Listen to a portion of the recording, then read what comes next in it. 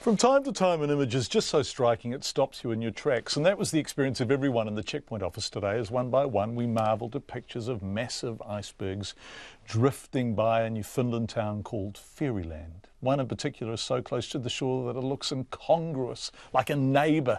It happens at this time every year, asked the people on the Titanic.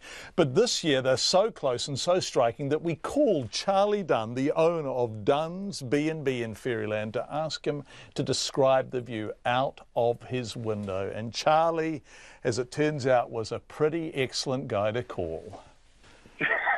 They're actually massive, massive pieces of ice, and the ordinary person really can't comprehend exactly how big they are. These are actually, some of them, millions of tons.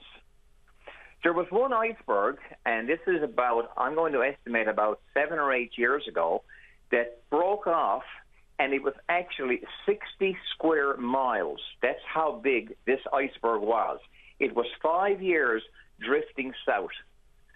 So these are actually massive, massive pieces of ice. And if you can imagine, the one that's here in front of our bed and breakfast for the past 2 weeks, we went out in a boat. Now, we don't go close to the iceberg because pieces can break off, and where they're so massive, you only go to within a certain distance of the iceberg. But the water where we were to was 330 feet deep. So that iceberg was 330 feet. That was grounded. It was on the bottom of the ocean, 330 feet. And there was roughly about 100 to 150 feet sticking out of the water. So that's how big it is. And you can imagine that it was an iceberg similar to this that sank the Titanic 105 years ago. And I didn't realise until Michelle, our producer, gave me the notes that the Titanic went down about 600k off your coastline there.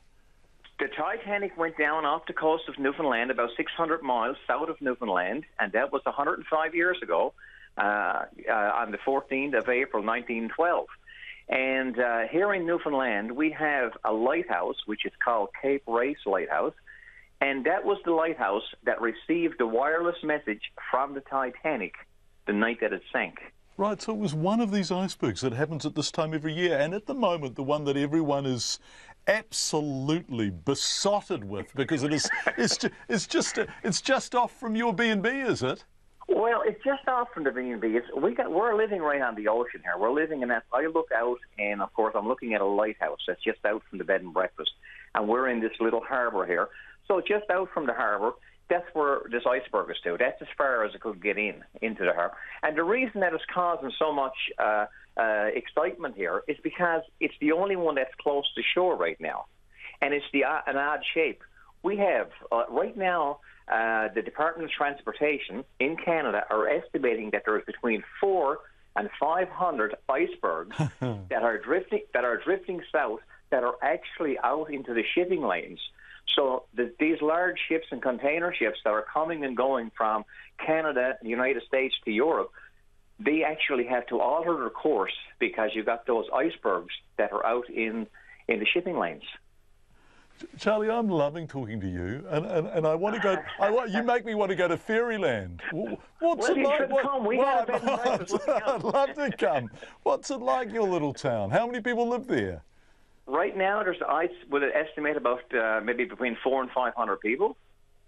We're living about 75 kilometers south of the oldest city in North America, which is St. John's. The whole population of our tiny island of Newfoundland is about 525,000 people. And what do you do? So you run a B&B. You do a bit of crayfishing, do you? I run a B&B, and I'm a crab fisherman. I fish for snow crab. Can you describe what's the best way of cooking them? The best way of cooking them is just steam them. You only put them in, of course, it's a terrible thing to say, but you put them in like you would with a lobster. They're live when you put them in, and just add like a drop of water, a small drop of water, a little bit of salt, and they're mostly steamed. That's the way we cook them here. And basically, we try to cook them with salt water as well, if you can do that. Oh, and one final question before you go, and I hope you don't think I'm being rude here, but your accent is beautiful. And were you originally Irish? I know you've been there for a long time, or is that the Newfoundland accent? Newfoundland, actually, we're living where, if you left St. John's, and the area that we live in is called the Irish Loop. Right.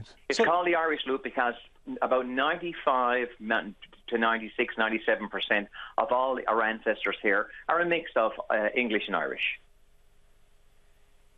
Well, I can't recall the last time I learned so much from a single interview, Charlie.